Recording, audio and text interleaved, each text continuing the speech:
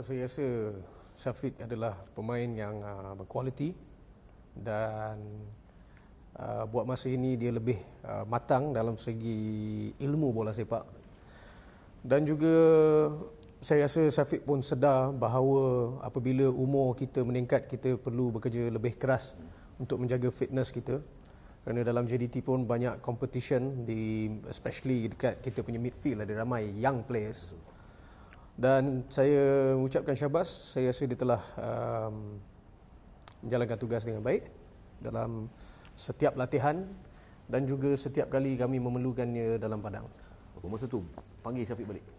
Well, masa saya mula tubuhkan kelab, ada beberapa pemain yang saya sign yang start dengan saya. Jadi contoh Aidil, Safwan, Safiq Sali, Syafiq. So Syafiq adalah salah satu pemain yang mustahak dalam projek bola sepak Johor Darul Takzim, influential player. Dan saya rasa perlu diberikan, kerana cita-cita dia adalah untuk main di Asian Champions League. So lepas tu tak tercapai oleh kerana dia keluar dengan sebab-sebab tertentu. Dan saya call balik semula kerana saya tahu itu adalah cita-cita dia dan saya ingin membalas balik apa yang dia telah berikan kepada kelab dan saya ingin membalas balik, memberi dia kepercayaan itu supaya dia ada peluang untuk main di Asian Champions League. Jadi satu hari nanti apabila Syafiq punya career dah over, dah retire, at least dia dapat peluang main ACL and boleh katakan pengalaman itu lengkap and complete. So selepas apa yang dia telah buat untuk JDT, untuk saya rasa ia hanya salah satu keputusan yang tepat untuk memberikan dia balik kepercayaan itu dan peluang itu untuk bukan saja bermain dan bersara di sini, tetapi juga dapat main dalam the highest level. Dan insyaAllah masih ada, kami akan kerjakan kejayaan-kejayaan yang akan datang. Susah aku jaga Syafiq Rahim? Saya rasa semua players adalah unik. Bagi saya ia adalah satu cabaran yang tertinggi dalam kelab bola sepak. Macam mana kita nak manage the dressing room. Setiap players, setiap individu ada perangai yang masing-masing, ada kekuatan masing-masing, kelemahan masing-masing. So dan saya rapat dengan setiap pemain saya. Saya kenal semua pemain saya dan juga saya tahu macam mana sikap dan perangai mereka. So semua players unik. And pada saya tak susah untuk jaga mana-mana player Johor Darul Takzim kerana saya punya syarat adalah jelas. Dalam segi kebajikan saya akan jaga segala-galanya. Tetapi apabila time training dan juga perlawanan, beri segala-galanya untuk kelab. Okey. Yang paling mustahak sekali adalah dalam training. Kerana di situ mereka akan dinilai oleh jurulatih dan juga report tu akan diberikan kepada saya juga macam mana pemain punya momentum dan sikap dalam training. Baik. Kalau awak training sambil lewa, macam mana kita nak beri awak main? You have to train how you are going to compete. That is why Johor punya training, macam contoh saya bagi Sumare. Masa Sumare join daripada Pahang datang sini, dia tercungap-cungap, dia cakap macam gini ke training dekat sini? This is how you train in JDT. So it's very competitive, high intensity. Tapi itu kerana kita nak pemain kita dalam keadaan the best shape dan juga bersedia untuk compete in the highest level. Di JDT, contoh coach akan memberi saya full laporan prestasi setiap pemain. Every month ko? Every week? Every week. Okay. Setiap prestasi pemain, dia orang punya work ethic ataupun orang panggil work rate, dan akan berbincang dengan saya siapa yang coach ingin ada dalam line up. Apabila saya pun ada, katakanlah saya ada soalan benda yang saya tak faham, saya akan tanya, okey, kenapa dia ni tak main? Dan coach akan terangkan kepada saya oleh kerana sebab-sebab tertentu. Tetapi dan saya pula tanya, adakah pemain ini dalam perancangan kami? Yes. Okey, jadi benda-benda macam gitu. Saya punya demand. Saya punya demand is very simple, result. And saya bukan owner yang tak tahu bola sepak, saya owner yang tahu bola sepak.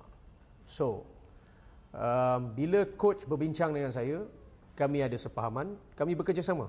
Setiap kejayaan dalam kelab ini bukan kerana seseorang individu, Baik. tetapi kerana kita work collectively. Sporting director buat kerja dia, coach buat kerja dia, fitness instructor buat kerja dia, saya buat kerja saya.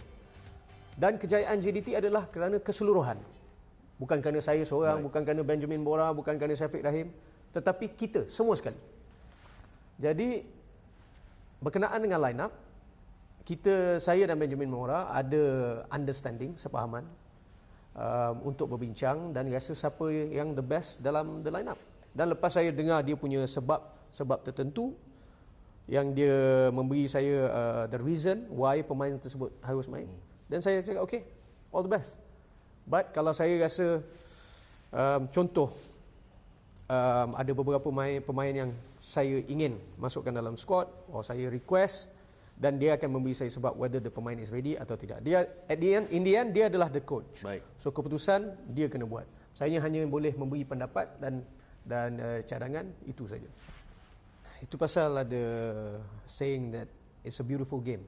Kerana bukan saja the sport itself, tetapi juga kerana bola sepak ni adalah satu unifying factor yang bersatu padukan rakyat dan orang ramai.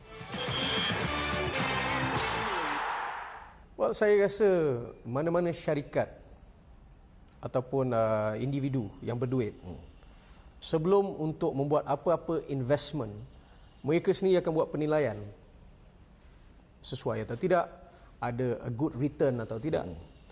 Dan saya rasa ramai yang percaya kepada projek JDT, kerana kita boleh tengok today JDT has become an international brand. Jadi kalau kita tengok syarikat-syarikat yang menaja JDT hari ini, bukan calang-calang punya syarikat, international brand. Nike, Subway, Hublot, Aston Martin, UNICEF, salah satu organisasi yang terbesar dalam dunia.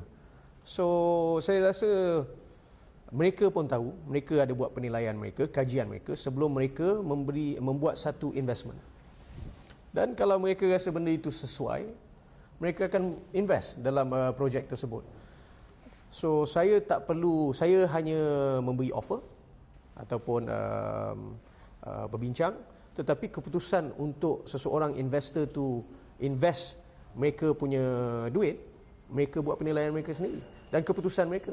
Bukan saya letak pistol atas kepala siapa-siapa. Masa saya terima laporan tersebut, first kali saya hantar saya punya setiausaha sulit saya dan juga imam besar negeri Johor untuk membantu menguruskan segala-galanya. So hospital, perjalanan, transportation, segala-galanya saya jaga. Kerana macam mana pun itu tanggungjawab saya sebagai pemilik kelab dan dia adalah pemain saya.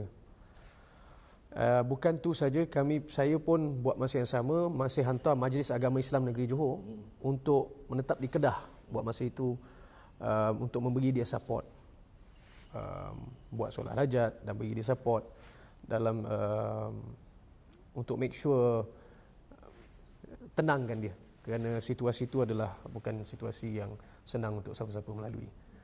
So that is what situasi saya dengan Syafiq Ahmad. Ramadan ada injury dan kelab kita ada satu perjanjian dengan Dr. Bofa, which is Manchester City punya dan Barcelona punya doktor dan consultant. So saya ada kolaborasi dengan dia. Dan saya menghantar Ramadan ke Barcelona untuk membuat surgery, dan insyaAllah kita akan nampak Ramadan back in action tahun depan. Hantar ke Barcelona? Yes. Pergi cek kaki ya? Gary Steven Robert saya pernah hantar, Kunalan pun sama. So setiap pemain yang ada injury, saya akan hantar ke Barcelona untuk mereka buat treatment mereka. Tak semua pemain bagus boleh pikul batch JDT. Saya bagi contoh, Gopinathan pada pandangan saya adalah pemain yang very good player.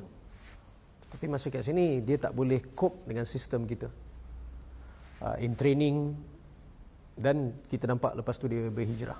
So benda-benda macam gini tak semua pemain boleh main. Saya ingat lagi Luciano Figueroa datang cakap kat saya, bukan senang untuk main dengan JDT because of the level of intensity dalam training dan juga the demand of success untuk pencapaian dan kejayaan.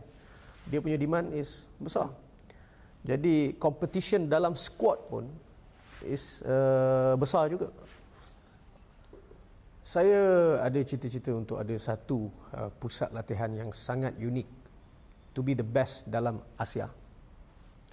Complete dalam segi sport science, infrastructure yang selama-lamanya akan dihargai oleh klub dan juga para penyokong dan mana-mana aja sports enthusiast.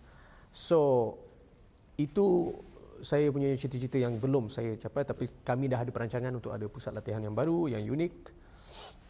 And itu saja, dan juga untuk try kita punya best dalam ACL. Walaupun saya tahu proses dia lama. Kerana bajet-bajet pasukan yang ada dalam tu kalau nak bandingkan dengan kita, kalau contoh kita 6 million US, mereka 14 to 15 million US. Dan juga mereka dah main dalam level itu begitu lama. Kita hanya baru saja main dalam level tertentu. Tetapi kita telah membuktikan yang kami boleh compete. Kalah menang belakang kira. Tetapi untuk berada dalam pertandingan yang berprestij itu adalah satu pencapaian yang sangat hebat. Dan saya akan tetap, dan saya rasa coach, pemain pun semua mereka ingin push diri mereka sendiri untuk pergi lebih jauh lagi dalam pertandingan ACL. Tapi tata tertib sini pun macam contoh kalau awak salah guna social media, fine 40,000. Okey. Yes, 40,000? 40,000 dalam kontrak. Kalau awak salah gunakan social media, kalau awak salah your work ethic, kita ada work orang panggil etika, dan you get fine kalau salah guna social media ke ataupun training lewat ke lambat. Macam contoh kalau lewat training 15,000. So tak ada main-main punya cerita dalam JDT. And players pernah, tak silap saya, Akir Rashid pernah lambat sekali, dia pernah kena bayar fine 15,000. Yes. Saya pernah kena sendiri dulu. Berapa? Siapa suruh kau datang lambat? So just kita bagi experience lah. Contoh bila bini salah guna social media pun saya fine player. Player tu kenal? Yes, kalau bini dia tak boleh kawal, Tak boleh kontrol bini tak dia. boleh kontrol, salah menggunakan social media yang boleh mencemarkan nama kelab ataupun apa-apa, player masih kena fine. Tapi beras kita beli tu. Ha? Beras kita yang beli. Yes. Ini undang-undang polisi kelab. Kebawa dulu tuanku begitu supportive. Dan mula-mula dia pun tidak anggap, tuanku tidak anggap benda ni akan jadi begitu besar. Selepas tuanku dah sedar betapa besar impaknya, lagi-lagi untuk bangsa Johor dan nama negeri Johor, selepas itu saya dititah untuk teruskan perkhidmatan ini dan menjaga kelab ini. Kita dah ketinggalan. Contoh, kalau tengok Cambodia, Myanmar, Thailand, Philippines, Indonesia, semua dah tak pakai cow grass. Singapura tak pakai cow grass, tapi kita masih pakai cow grass. Bukan kerana kita tidak mampu, kerana bagi pandangan saya kelab bola sepak yang lain apabila dapat bajet, contoh baru-baru ni saya berbual dengan Menteri Belia dan Sukan. Dia tanya saya berapa kos saya buat padang ni. Dia terperanjat apabila saya ceritakan berapa kos padang ni. Kerana dia dapat offer nak buat Bukit Jalil padang baru, sama macam ini, 10 juta. Saya buat hanya 1.4 million, 1.4 juta sahaja, termasuk drainage, termasuk subsoil, segala-galanya. So macam mana benda tu boleh jadi 10 juta? Banyak sangat orang nak markup. Jadi di Malaysia sekarang kita ada 2 padang yang macam ini, satu di Johor Darul Takzim dan di Terengganu.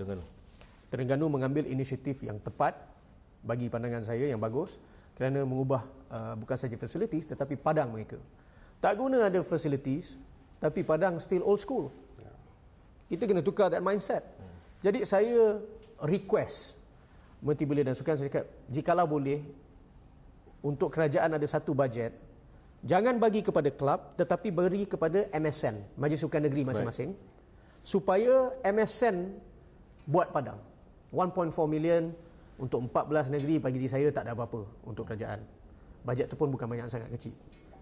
Dan selepas itu maintenance. Maintenance saya maintain semua padang saya tak lebih daripada 300,000 satu tahun. So, kalau ada orang mengatakan yang nak maintain perlu berjuta-juta, itu adalah salah satu cerita yang dongeng.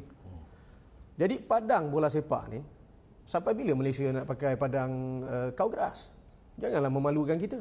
Negara-negara jiran kita semua dah berubah. Tetapi kita nak tukar, nak buat fasiliti ni, nak buat fasiliti tu, kerana nak compete, nak tunjukkan kononnya, apa JDT ada, kita ada.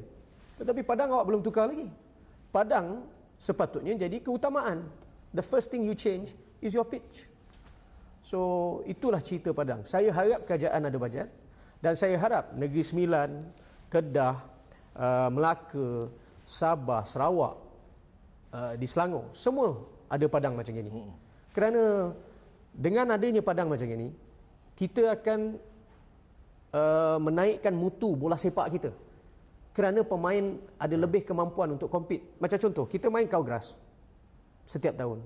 Lepas tu bila kita kena main di luar negara, national team macam mana? Dah kekok. Jadi saya rasa level bola sepak Malaysia akan meningkat apabila setiap kelab ada padang yang bagus. Setiap hari saya datang, kalau saya naik ke office JDT, saya akan pergi tengok padang setiap kali sebelum saya balik. Jikalau semua berjalan dengan lancar, tetapi padang tak maintain dengan bagus, saya tak akan happy. Padang adalah saya punya first concern. Kerana padang itu akan menggambarkan macam mana manage club itu. Macam mana the management of the club. Kalau padang tak bagus, which mean the management of the club is no good. That is why saya betul-betul serius berkenaan dengan padang.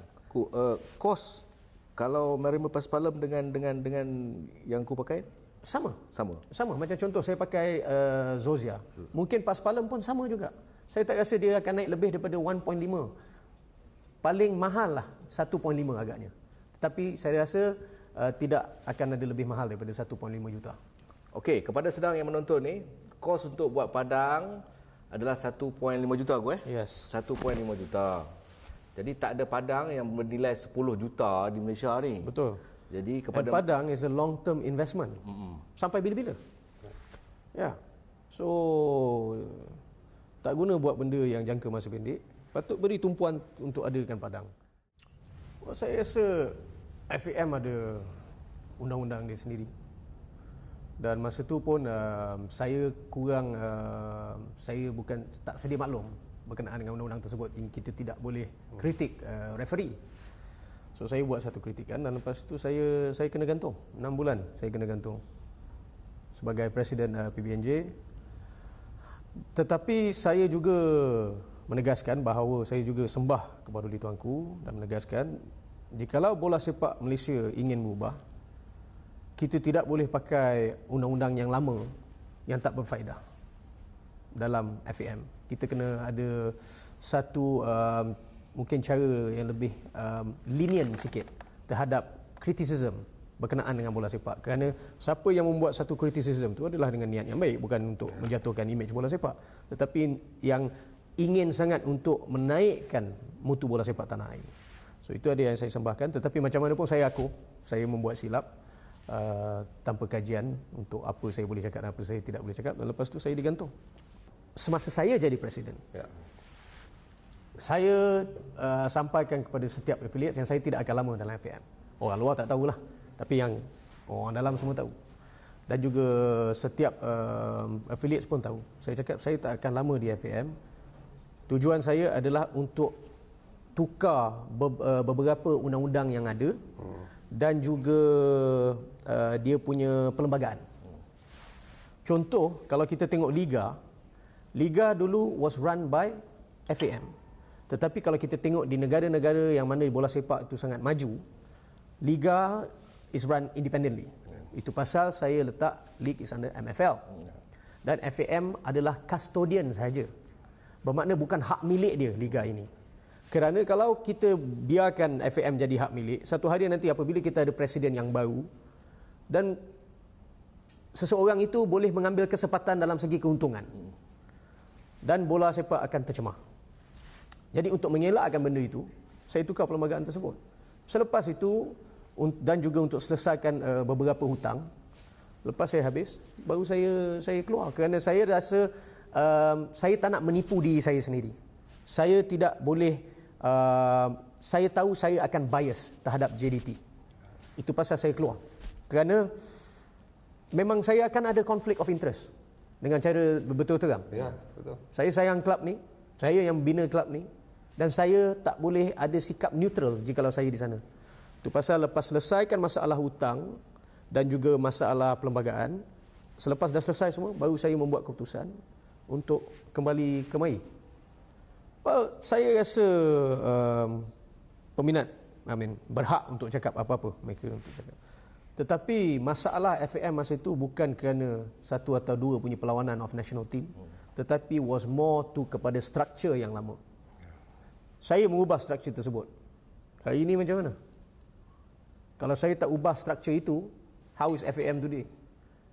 Dan lepas buat pelantikan Tang Cheng Ho, kita ada Ong Kim Swee, kita ada juga players dan juga perancangan naturalisasi. Saya juga ingin mengucapkan syabas pada Presiden FAM yang begitu committed untuk memastikan the national interest punya football ni terpelihara. Jadi alhamdulillah sekarang di FAM semua orang menjalankan tugas masing-masing. Baik. Tetapi dengan struktur yang ada tu is good for football kerana kita tak boleh ada sikap monopoli lagi macam dulu dengan the new guideline yang ada sekarang ini. So bagi pandangan saya itu bukan satu kegagalan, itu adalah long term success. Kita punya penyokong pun, contoh, bukan saya ingin mengkritik penyokong, tetapi saya ada pandangan saya. Baik. Kita punya target tak realistik. Tak realistik. Kita ingat kita boleh kalahkan Brazil ke? Kita kena cermin muka kita dulu. Mana kedudukan kita sekarang, daripada mana perjalanan kita. Itu pasal macam contoh, apabila orang kritik, JDT ACL kalah. Memang kita akan kalah. Kerana mereka dah main dalam level tersebut begitu lama. Mereka dah invest untuk projek tersebut, ini ACL competition begitu lama. Kita baru. Sama juga macam proses of national team. Kita main di Kawgras berapa lama? Lepas tu awak nak kita beat Kuwait, awak nak kita beat Saudi Arabia, main di tempat mereka. Boleh, insya-Allah, bukan tak boleh, tetapi lebih mencabar. Kita kena tunggu. Kita pun tak ada akademi. Setiap klub tak ada akademi. JDT satu-satunya akademi. AMD ada, tapi sampai bila kita nak harapkan AMD? So, bila kita tak ada a competitive competition dalam kita punya youth structure pun tak guna juga. Betul. Lepas tu penyokong, apa peluang main di luar. Main di luar. Main di luar, awak yang nak dia main di luar. Tetapi untuk pemain itu sendiri, dia kalau nak main, awak kena tengok di mana awak main. Kalau setakat main third division, itu pun jarang diturunkan, lebih baik awak main di sini. Lebih kerap bermain. So, kita kena cermin muka kita kena tahu di mana kedudukan kita. Realiti. Sedar realiti dia, berdasarkan fakta. Lepas itu baru boleh buat satu penilaian. Jangan buat penilaian buta-buta. Kita perlukan dengan segera a competitive youth competition. Play. Itu aja.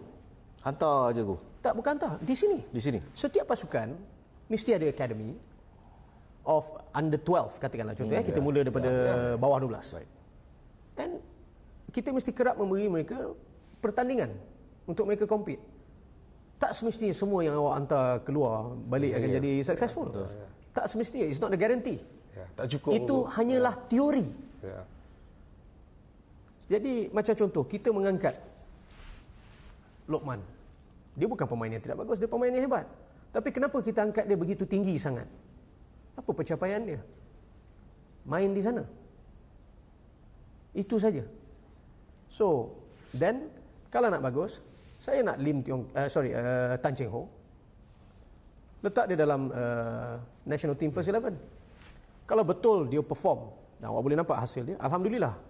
Tetapi kita tak boleh nilai berdasarkan persepsi. Kita kena bernilai Realiti. dengan realiti dan fakta, bukan setakat persepsi dan apa dia trend. Trend. Sekarang ni semua orang ikut trend. Nak sokong sesuatu ikut trend. Benci sesuatu ikut trend. Semua orang benci benda ni, kita kena benci benda ni. Tak ada kita sepatutnya sebelum nilai apa saja situasi, buat penilaian berdasarkan dengan fakta, bukan dengan trend. Awak rasa US second division is high standard? It's not. Saya tahu, kerana saya ada coaches, kawan-kawan saya dalam dunia bola sepak, alhamdulillah. So, jangan ingat siapa saja boleh skor gol main kat luar, datang sini tak lali dia perform.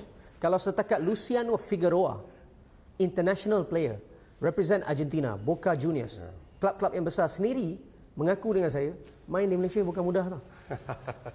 Bukan senang main di Malaysia. Siapa ingat main Malaysia tu senang, salah. So, football kita is actually tough. And football level kita, dalam segi bakat, semua pemain kita ada bakat. Yang ada. Itulah pasal. Pasal kita kena ada coach, proper technical director dan segalanya. Bukan ambil free daripada AMD je. Senang ni tu. Kita kena develop sendiri. Kalau nak tunggu free, I mean, boleh. Semua ada, mungkin dia ada cara-cara, tata tertib mereka sendiri. Betul. Tapi kita tengoklah hasil dia. Tak lama lagi. Dia hasil tu, wow.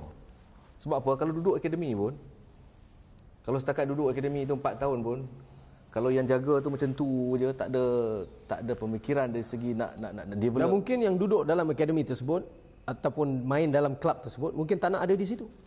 Mungkin mereka nak duduk di situ, bermain buat sementara dan lepas tu berhijrah kepada klub yang lebih berjaya. Jeng. Jeng. Tu cerita dia. Sekali lagi. Tu cerita dia. Jeng kan? Jeng. Macam dah ada 10 orang. Tak ada. Saya tak ada. Tapi saya tahu. Saya tahu kerana saya berhubung dengan setiap pemain bola sepak. Dunia bola sepak dalam tanah air ni, official, coaches dan pemain, kita semua ada perhubungan. Tak, kalau boleh kita pergi Dunia detail. ni kecil. Boleh kita pergi detail lagi tentang jeng tu?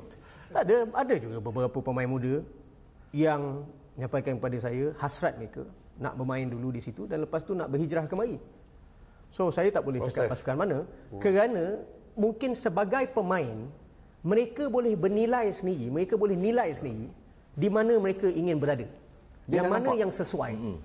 Kerana mereka nampak dan mereka juga ada kawan-kawan yang main di sini yang menceritakan mana ni. So dia tahu kalau di situ sampai bila. Lambat lagi ke jeng tu nak tahu ni? Saya tak guna saya nak ambil sekarang. Kalau saya ambil sekarang nanti takut mereka tak boleh penetrate to the first team. Yes. Biar dia main dulu. Semua tempat. Lepas tu bila saya dah bersedia mungkin saya cakap, okay, I'm ready. Jadi hati-hatilah, okay? Hati-hati kepada pasukan-pasukan. Tak, bukan hati-hati. This is dunia bola sepak. Dunia bola sepak memang ada transfer, memang ada share, memang, tapi ada juga yang membuat satu policy seolah-olah okay, kita develop player betul-betul, lepas tu bila JDT nak ambil kita charge mahal-mahal. Tetapi sebelum JDT ambil, player tu tak akan sign kontrak. Bila tamat kontrak saya dapat player tu for free. So apa benda punya polisi awak ajar ni? Jangan, dunia bola sepak punya market saya tahu. Jangan nak cerita dongeng, kononnya nak charge, bila JDT ambil kita charge berapa juta. Kalau nak charge berapa juta saya tak akan bayar. Tetapi pemain tersebut saya tahu akan habiskan kontrak dia. Ya, depends pada kontrak dia kan, kepada dia orang. Macam kes Daniel tu. Daniel Lamy. Saya offer Daniel Lamy 400,000 to Felda. Felda tak nak. Felda nak 1.5 million. Saya cakap okey, tak apa. Daniel, kau tunggu je sana 1 tahun lagi. I'll come and see you. Kontrak habis, Daniel Lamy siap. Settle. Berkenaan nak tinggalkan JDT, ia bukan satu perkara yang mudah. Kerana dia memainkan emosi yang sangat berbeza. Satu, kerana saya yang melahirkan kelab ni. Dengan polisi, dengan pembangunannya dan juga dengan kejayaan-kejayaan yang ada. Dan keyakinan daripada sponsors. Termasuk saya letak duit saya sendiri setiap tahun. Kerana contoh, kadang-kadang ada sponsors yang oleh kerana dengan situasi COVID, mereka tarik diri. Jadi, keyakinan sponsors dan juga pemain dan coach. Saya yakin dan pasti apa benda yang contoh, saya nak tinggalkan bola 2017. 2017 saya bincang dengan isteri saya dan 2018 saya nak tinggalkan bola kerana saya bukan kerana benda tu time consuming, makan banyak masa dan juga financial constraint. Saya rasa kerana duit saya sendiri. Dan duit saya sepatutnya digunakan oleh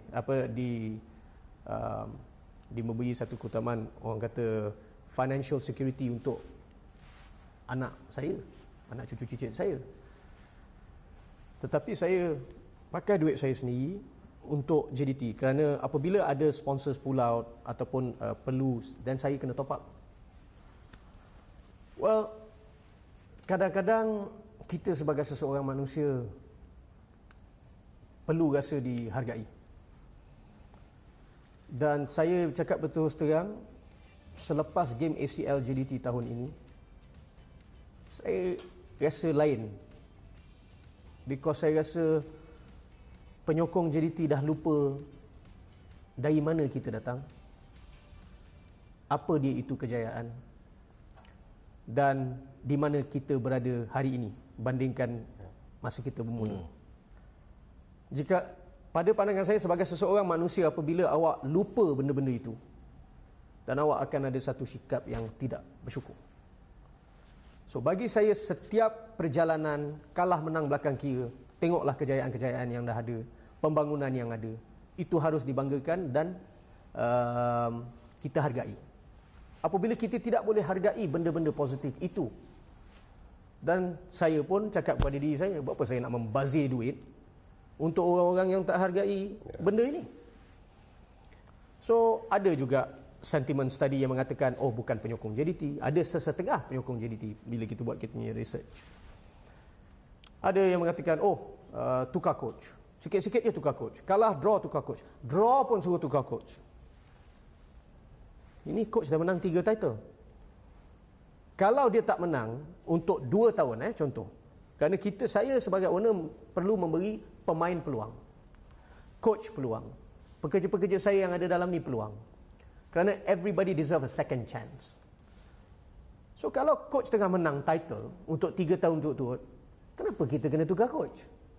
Oh, kerana kita nak main ACL, level dia lain. Apa yang awak tahu pasal level ACL? Awak datang dalam industri bola sepak. Saya tahu apa yang kita perlukan. Bukan kita tak pernah kalahkan tim ACL. Kita pernah. Itu menunjukkan pasukan, club, playing punya style, filosofi kita dengan coach kita ada, orang kata, sesuai. Bagi pandangan saya, jikalau kereta tengah berjalan baik di highway, jangan berhenti tepi jalan tukar enjin. Simple.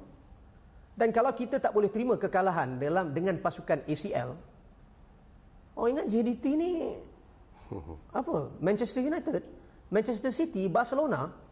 No, kita klub yang kecil. Kita bukan klub yang besar di Asia, kita klub yang kecil. Nak bandingkan dengan Al-Hilal, Al-Ahli. Al-Ahli.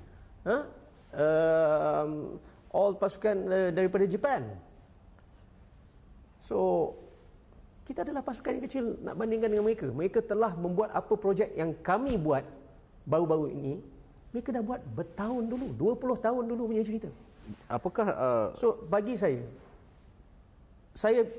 50-50. okey.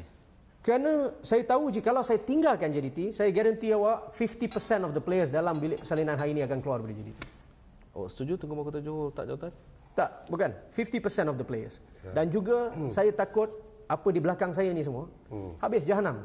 Kerana saya tahu penaja-penaja akan play. Terus terang, saya ada juga rasa kecewa dengan segelintir. Kerana kita, macam saya cakaplah tadi, kita tak buat satu penilaian dalam segi realistik dan fakta. Kita buat satu penilaian apa trend. Jadi orang ni cakap, katakan contoh Mora out. Semua cakap Mora out. Orang ni cakap Syafiq Rahim tak bagus. Orang ni cakap Tengku Mahkota banyak campur tangan. Selama ni Tengku Mahkota Johor campur tangan, awak telah menang 18 piala tau. Ya. Itu dia. So, kalau tak campur tak menang, kita tak tahu lagi. so apa cerita sekarang ni? Yes, pasal tu saya lebih pandang JDT sekarang ni. Kalau aku maklum ni yang piala yang ada kat kita punya level ni, JDT dah boleh hantar, dah boleh susun projek lain. Tak, contoh kepercayaan penyokong. Contoh, kepercayaan penyokong. Kalau saya tak menang apa-apa 5 tahun ataupun tak ada piala langsung, awak tak percaya, saya boleh faham. Betul. Tetapi ini bukan saja kejayaan dalam padang, kejayaan luar padang dalam segi pembangunan, infrastruktur yang termantap dalam negara, dan juga pencapaian sebagai piala, dan youth development kita pun ada 10 trofi. Demand boleh, tetapi tak boleh overreact. Contoh, kita letak demand. Saya pun ada demand. Kalau awak rasa perit kita draw atau kita kalah, saya pun rasa perit pasal saya letak duit saya sendiri. Jadi sekarang ni demand boleh, tetapi be realistic. Tahulah kat mana kita. Kita kena sedar. Pencapaian ni bukan senang punya cerita. Macam mana awak nak motivate pemain yang dah jadi jutawan, pemain yang dah menang segala-gala piala begitu banyak, untuk bermain setiap tahun macam seolah-olah mereka tak pernah menang apa-apa. Ada orang lain boleh buat? Cuba. Kita cari seluruh negara. Tak ada keutamaan diberikan kepada orang Johor. Kita cari mana-mana aja ada bakat. AMD ataupun tempat-tempat lain. Ada satu budak saya jumpa di Batu Pahat, bapak dia bawa teksi. So satu hari saya punya scout ni pergi sana. Dia daripada Valencia, Spain. Dia pergi, dia berhenti tepi jalan tu, kat sekolah tu. Time tu dia, tak silap saya, nak tak tahulah nak berhenti, nak tengok location kat mana nak pergi apa. Jadi tengok budak-budak tengah main bola. Dia nampak satu bakat yang sangat berbakat. Tapi dia tak ada kasut bola pun. So kita belikan kasut bola, kita terangkan kepada bapa dia macam mana dan apa benda semua. Dan kita masukkan dalam kita punya club, akademi kita. Kalau orang kata club JDT, akademi JDT tak ada pencapaian, akademi JDT under 12, under 16 kita dan segalanya telah ada 10 piala. Dan itu bukan cerita dongeng punya cerita. Bagi saya apa yang Kelantan buat bagus, tetapi penyokong Kelantan juga harus tahu yang bukan senang untuk mana-mana individu jaga kelab kerana kewangan sangat tough. Untuk saya pun rasa perit. Jadi itu adalah betul cara swastakan kelab, tetapi banyak juga yang tunjuk seolah-olah macam dah diswastakan, tetapi masih 100% duit kerajaan. So that is not swastakan kelab. Itu masih ada political involvement. Sangat teruk. Bagi saya, is teruk. Kalau nak swastakan 100%. Nak tiru JDT tapi tak mampu. Dan awak patut sebagai, tak kisah owner ke presiden ke CEO, berterus terang dengan penyokong masing-masing. Jangan memberi satu gambaran seolah-olah, kita dah club, kita ada ni, kita ada tu. No. Tidak, awak masih bergantung kepada kerajaan 100%. Dan itu bukan swasta. So berterus terang kepada penyokong masing-masing. Jangan buai penyokong dengan janji-janji manis, tunjuk ni, lepas tu bayar page unofficial untuk support club. Saya tahu ada club buat macam gitu. Bayar-bayar sini-sini untuk support club. Contoh ayat paling famous, pengurusan lama teruk, tengok pengurusan baru sekarang, dah ada ni, dah ada tu. Pengurusan baru tak ada satu pencapaian pun. Setakat naikkan bangunan semua orang boleh buat. Zam saham besok boleh buat di Kelantan. So base, kalau nak nilai klub punya kejayaan dalam padang dan di luar padang. FM telah membatalkan Piala Presiden dan Piala Beliau Brunei. Pandangan Tunku dalam perkara ini? Kesannya sangat teruk. Kerana pemain muda kita perlukan pertandingan yang kompetitif. Jadi buat masa ni saya telah berbincang dengan AMD untuk adakan competition. Untuk 6-7 pasukan pun tak apa, tapi bagilah mereka bermain daripada tak main langsung. Kerana ini akan matikan bakat-bakat muda kita. Tetapi saya dapat information, hari ni saya nak cakap live on TV. Bukan FAM yang request adalah pasukan-pasukan lain, kerana nak save budget, tak nak bagi budak-budak ni main. So macam contohnya, tak payahlah ada youth competition ataupun academy ataupun ni semua. Bukan FAM. Bukan FAM. FAM hanya terima request daripada affiliates. So jangan salahkan FAM. Ni bukan keputusan FAM. Ni keputusan daripada pasukan-pasukan lain. Sebab tak ada duit. Tak bajet. Tak ada bajet. Well, kalau awak salah gunakan duit, kalau ada 1.2 million awak tak invest 400,000 untuk foreign player, another 400,000 kepada youth development. Kalau ada 1.2 million awak nak beli pemain import sahaja, memanglah tak ada duit. Tapi mangsa dia adalah awak punya young players. Masa tu kita lantik dia oleh kerana dia punya experience yang ada di Middle East. Tetapi mungkin masa dia datang sini, dia pun tak ada begitu banyak masa. Tak ada orang boleh tukar mana-mana pasukan dalam sekelip mata. Orang tu perlu berada di sini bertahun untuk tukar satu projek. Tak percaya, pergi tengok coach di Vietnam. Baik. Berapa tahun dia di Vietnam untuk membawa Vietnam kepada tahap ini hari ini. Untuk orang yang tak tahu bola sepak, setakat nak 7-7 jari ini memang senang. Tetapi berdasarkan dengan fakta, macam mana yang saya katakan tadi, kembali balik kepada penilaian berdasarkan fakta. Jadi, kalau mana-mana coach ada dekat sini, tidak ada mana-mana coach yang boleh tukar kita punya national team sekelip mata. Mereka perlu diberikan masa. Mungkin dia tak sesuai, tetapi alhamdulillah bila kita ada Tan Cheng Ho pun nampak ada peningkatan. Tetapi dia diberikan masa, betul atau tidak? So masa adalah segala-galanya dalam bola. Bukan instant, semua benda instant. And awak mobilize untuk national team duty, bawa mereka 10 hari, and you expect mereka to really gel sama-sama? Unless mereka daripada France, unless it is the top club from Europe, top country in Europe. Kita punya national team perlukan masa. Itu saja.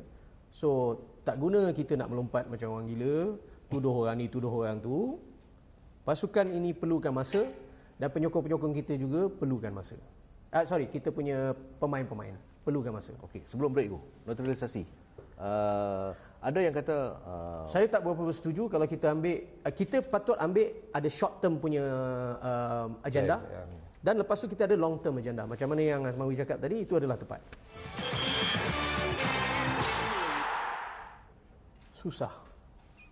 Susah oleh kerana situasi COVID dalam segi kewangan untuk setiap pasukan termasuk JDT.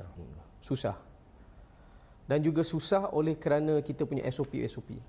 Jadi performance pemain tu lain daripada sebelum-sebelum ini kerana mereka tak ada lebih kebebasan.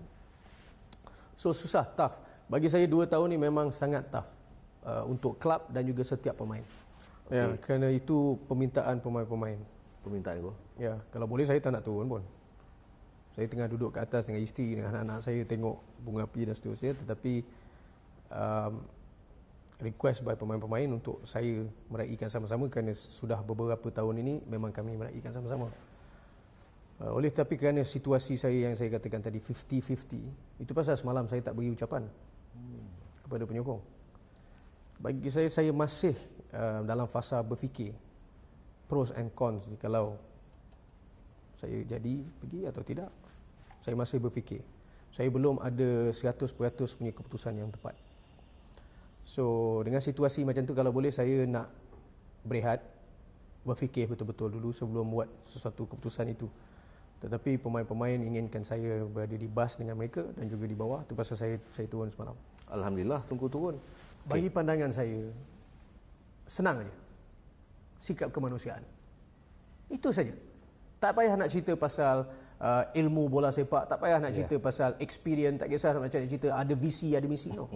First kita perlu ada adalah sikap kemanusiaan. Jangan tipu orang. Jangan main memberi harapan palsu ataupun main dengan emosi seseorang.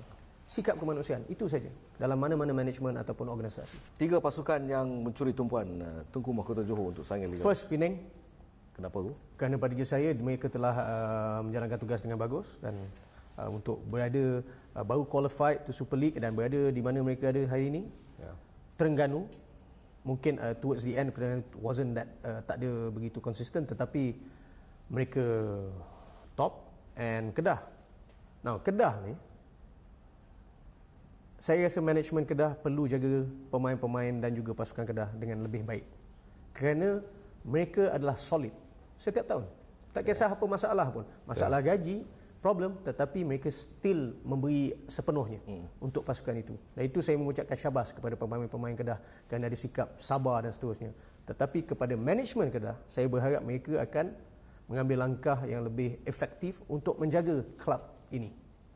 So this is 3 pasukan yang saya ingin mengucapkan syabas. And Penang top class, baru naik kepada Super League and finish third ke fourth? Tiga.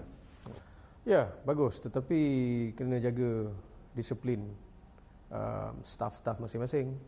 Kerana insiden baru ni yang dengan referee tu, benda tu tak patut berlaku. Dan saya harap FAM ada tindakan yang lebih keras lah. Kalau tidak benda ni akan berlaku kerana kita juga kena faham ramai negara-negara jiran kita yang memahati sikap kita. So kita nak ada image yang bagus berkenaan dengan bola sepak tempatan kita. Badro Bakhtiar. Tetapi kalau kita experience, good player. Dan kalau kita tengok contoh memang pasal kita pun bukan kita saja. Di mana-mana negara pun di Asia selalu mengambil pemain foreign player sebagai mereka punya striker. So memanglah benda tu tidak boleh dinafikan mereka ada kelebihan kerana level yang mereka sedang bermain sebelum ini lebih tinggi. Jadi mereka ada kebolehan untuk skor gol lebih daripada anak tempatan.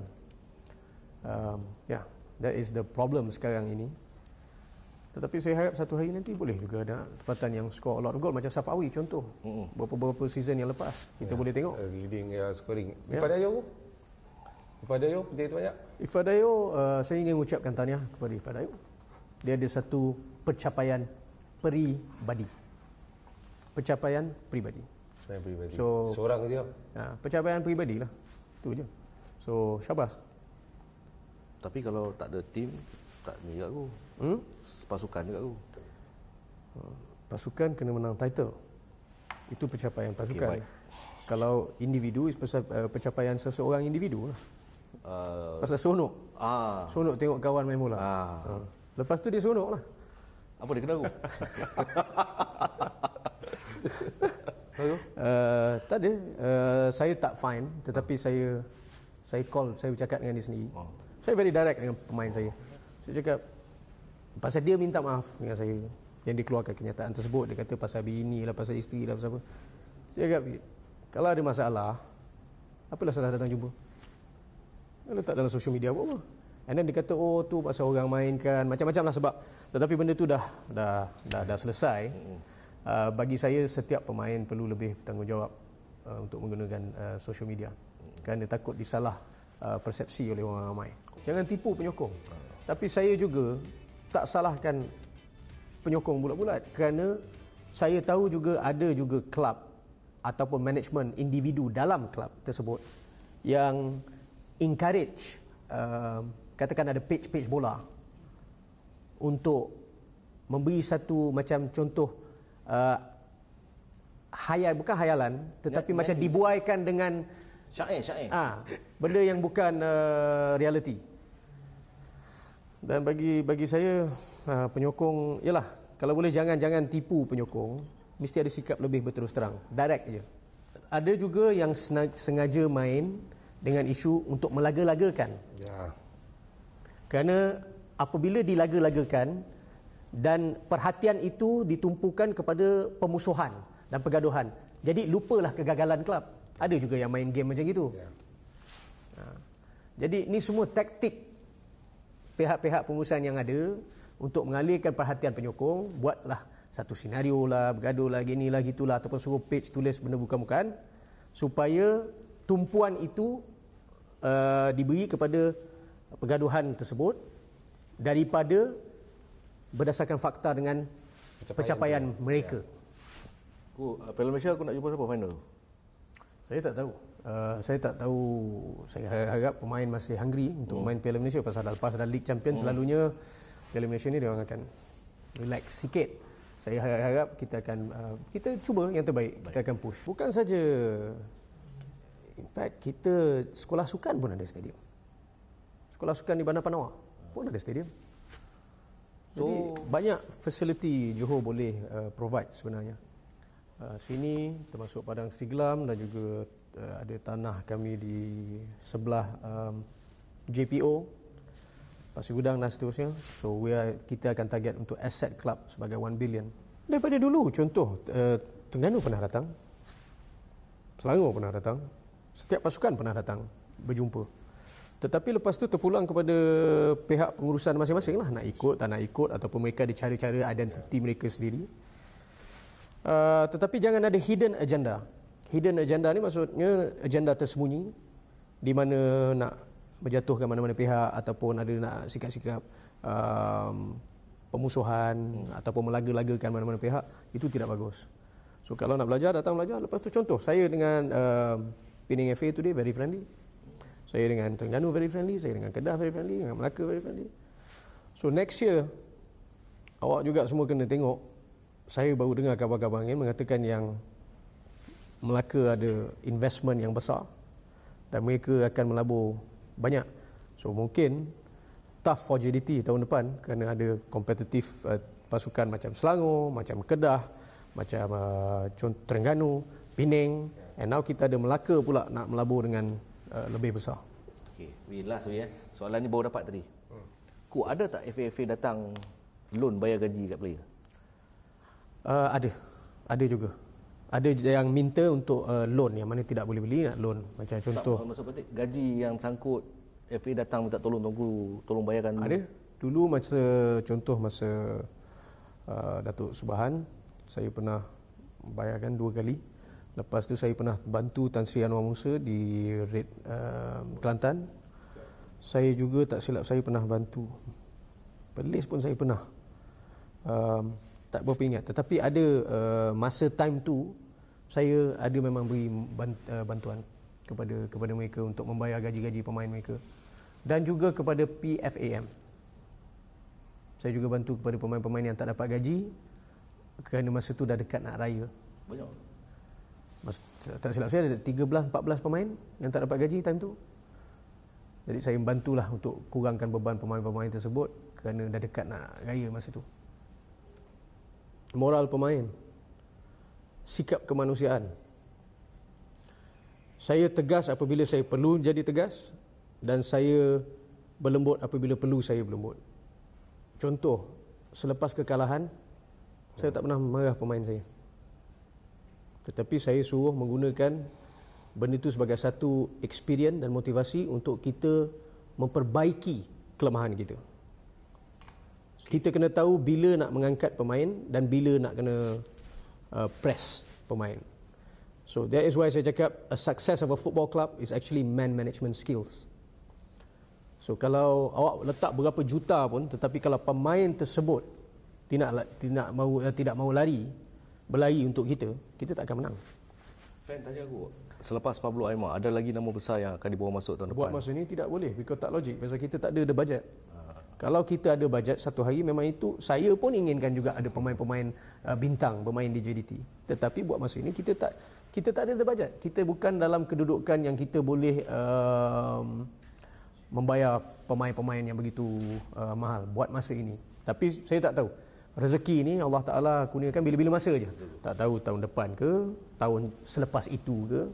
Tetapi buat masa ini kita belum ada dalam kedudukan yang kami boleh berbelanja besar. Okey. Sampai di sini pertemuan kita. Mungkin terakhir daripada Tengku Mahkota Johor, pesanan mesra dan juga penuh kasih sayang kepada pemimpin-pemimpin bola sepak di tanah air. Jangan tipu penyokong. Direct. Jangan buaikan penyokong dengan harapan-harapan palsu. Dan hormat pengurusan-pengurusan lama. Walaupun apa pun kenang jasa mereka. Jangan condemn, lepas tu claim kejayaan mereka. Kerana awak belum ada kejayaan lagi. Saya nak tinggalkan bola 2018, tetapi saya stay kerana ada pendatang baru dalam atmosfer bola sepak tanah air yang challenge. Jadi saya tidak boleh menampakkan macam seolah-olahnya saya lari. Saya terpaksa stay lebih 2-3 tahun untuk membuktikan that I'm the best in this business. Tengku bosan dengan bola sepak Malaysia? Buat masa ni tak bosan. Tetapi saya tengok mungkin saya ingin a new challenge dalam hidup saya. Tetapi kita tengok. But alhamdulillah saya bersyukur kepada Allah Subhanahu Wa Taala dengan semua kejayaan yang Allah kurniakan. Dan juga saya juga bersyukur dan berterima kasih kepada penyokong-penyokong JDT yang sentiasa kerap memberi sokongan. Dan advice saya kepada pihak-pihak pengurusan yang baru, jangan cakap seolah-olah pukul canang sangat kerana awak belum ada satu pun pencapaian dalam dunia bola sepak tanah air.